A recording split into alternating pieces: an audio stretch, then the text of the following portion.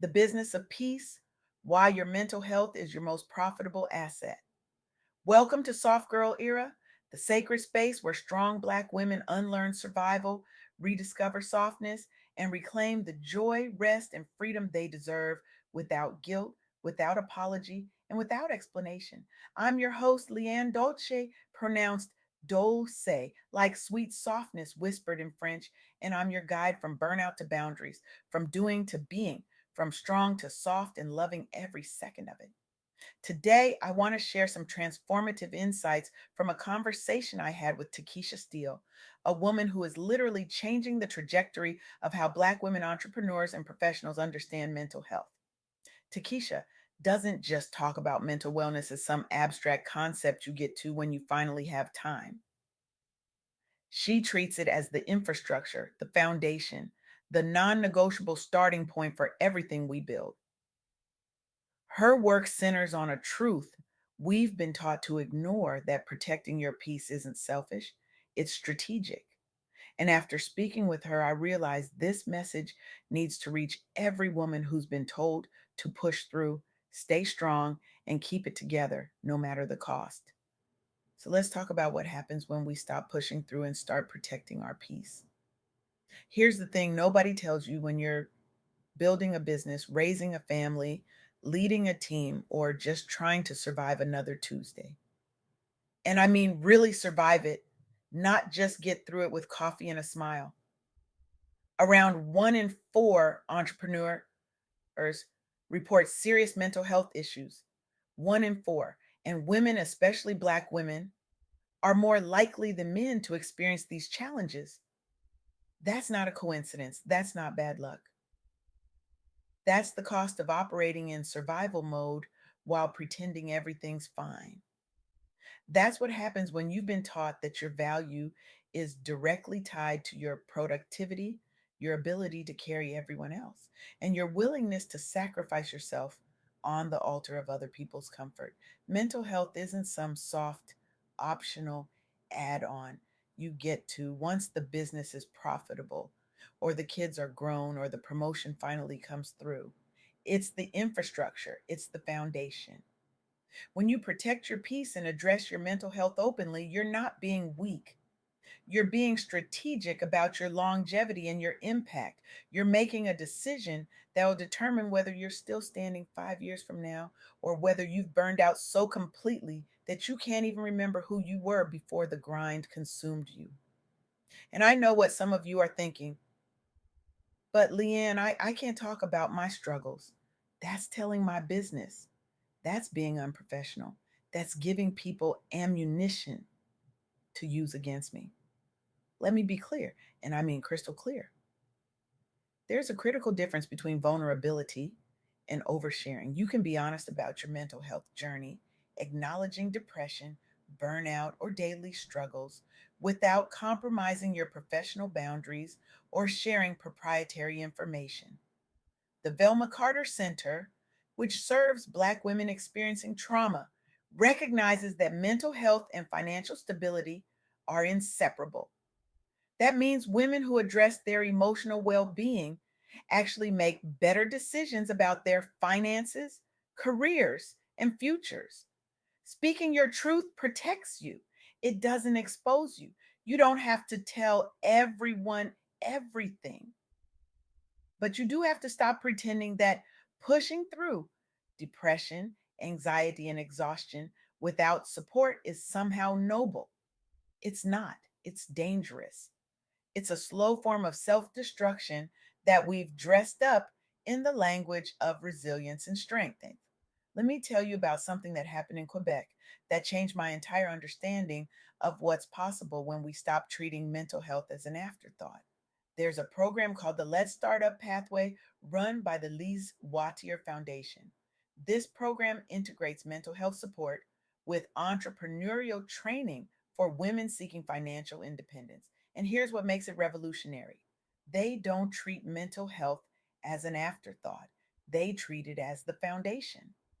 The program emerged from a recognition that traditional entrepreneurship training overlooked the emotional and psychological barriers women face.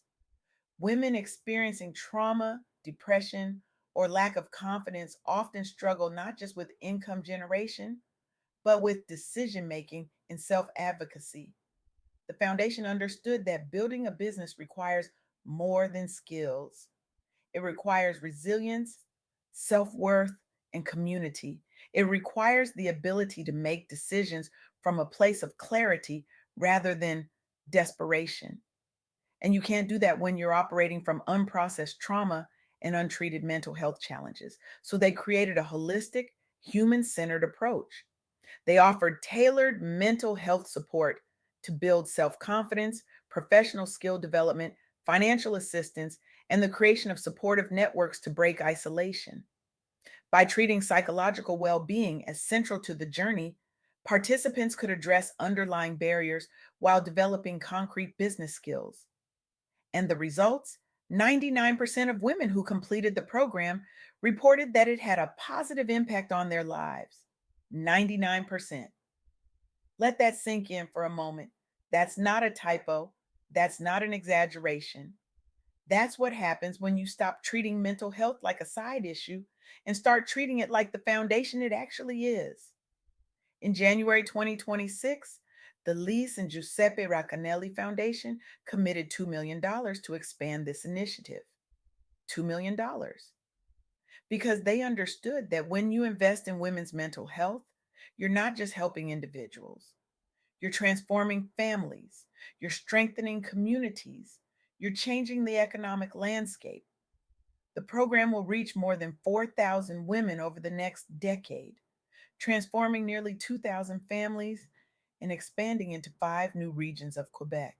One participant, Karine Fournier, regained her confidence and leadership through the program, becoming the first in her family to pursue post secondary education. She broke a glass ceiling by prioritizing her mental health and growth. That's the power of protecting your peace. It doesn't just change your life, it transforms your family, it shifts your community, it creates ripples that extend far beyond what you can see in the moment. Now, let's talk about what happens when we ignore mental health in the name of financial stability.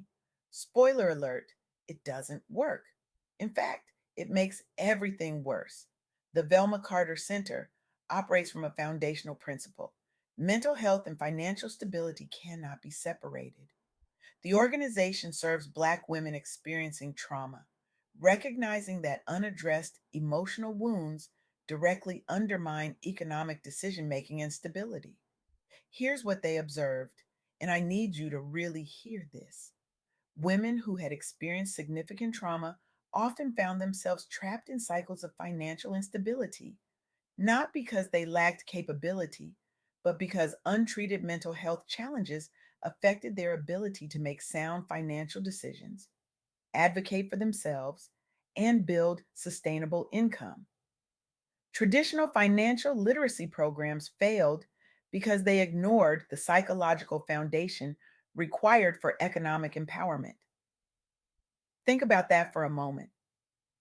We've been told that if we just learn to budget better, save more, invest smarter, we'll achieve financial stability. But what if the real barrier isn't knowledge? What if the real barrier is that we're making decisions from a place of unprocessed trauma, chronic stress, and survival mode thinking? So the Velma Carter Center integrated trauma informed care with financial coaching and stability planning. Rather than treating mental health and financial services as separate domains, they help women understand the connection between their emotional well being and their economic choices.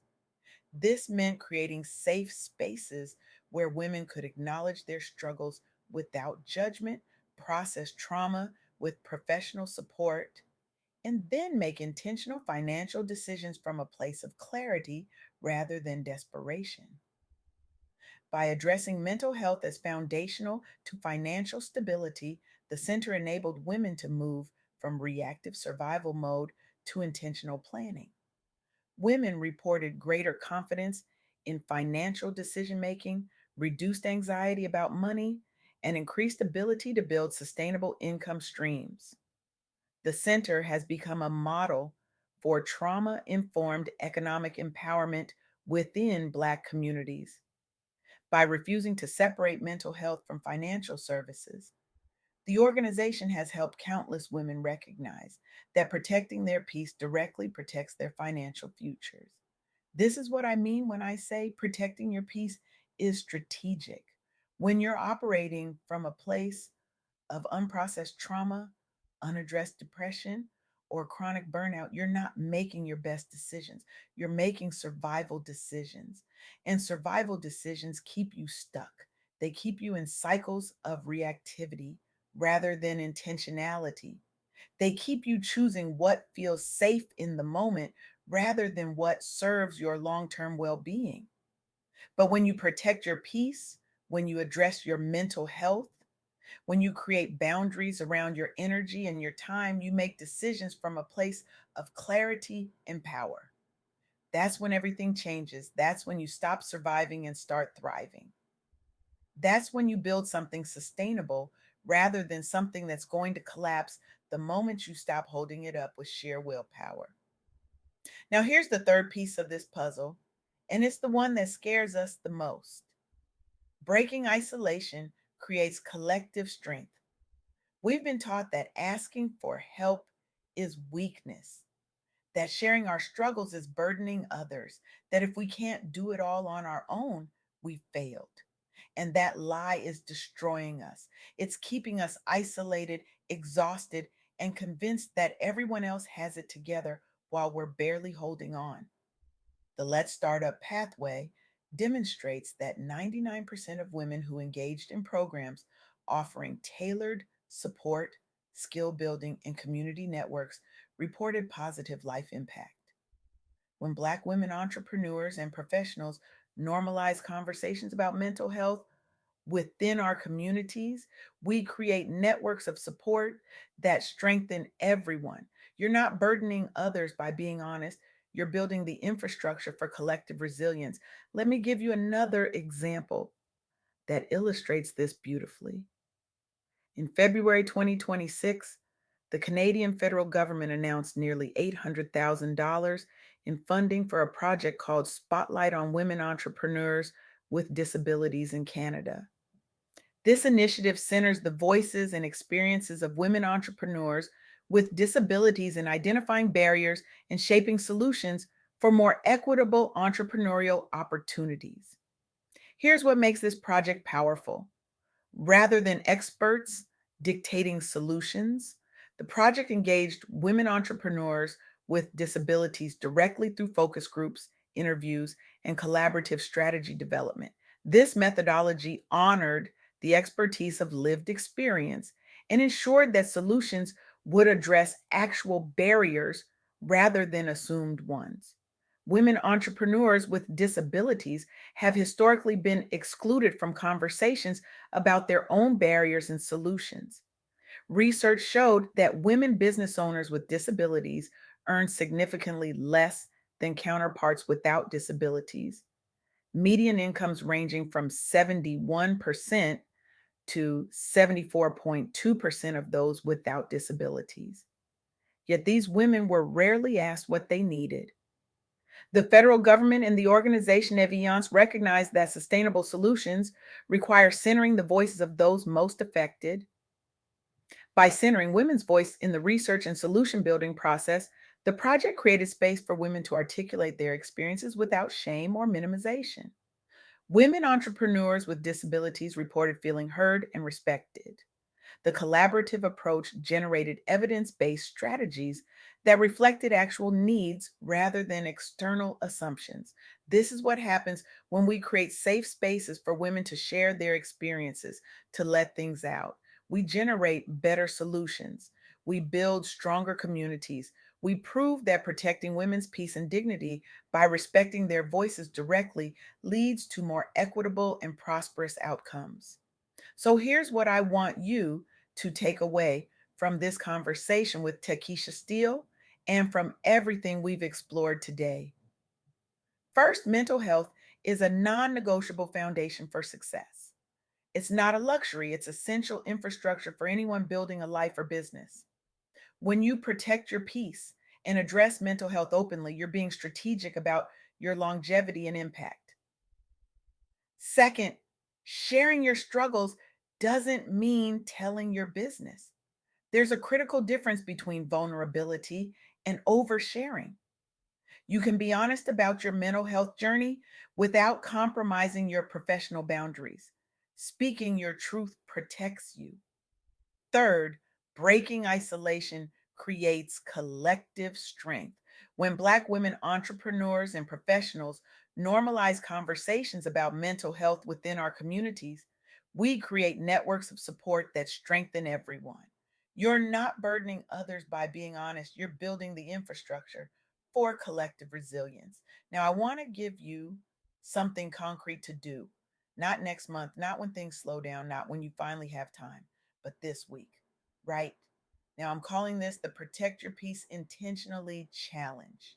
Here's what I want you to commit to: identify one thing you've been pushing through without addressing it, whether that's depression, burnout, a difficult relationship, or unprocessed stress, and name it to one trusted person this week. Just one person, just one conversation. You don't have to solve it, you don't have to fix it. You just have to stop carrying it alone, or create one boundary that protects your peace. This might mean saying no to an obligation, scheduling therapy or counseling, taking a mental health day, or simply deciding not to discuss your business struggles with people who don't deserve your trust. Or join or create a small circle of Black women professionals or entrepreneurs where mental health conversations are normalized and protected. You don't need a formal organization. A group chat, monthly coffee, or quarterly call counts. The point is connection. The point is breaking isolation. The point is building something that holds you when you can't hold yourself.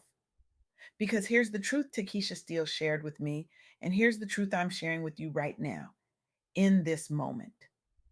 Protecting your peace isn't selfish, it's strategic. It's the difference between surviving and thriving. It's the difference between pushing through and actually living. It's the difference between building something that collapses the moment you stop holding it up and building something sustainable that outlasts you.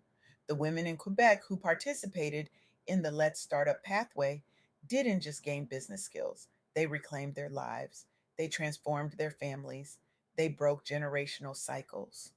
And it all started with the radical act of treating their mental health as foundational rather than optional.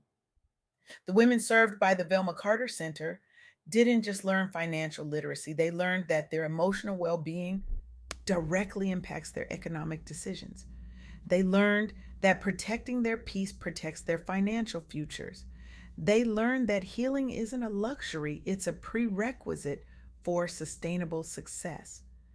The women entrepreneurs with disabilities who were finally centered in conversations about their own barriers didn't just get better policies, they got dignity, they got respect, they got the message that their voices matter, that their experiences are valuable, that their perspectives are essential to building equitable solutions.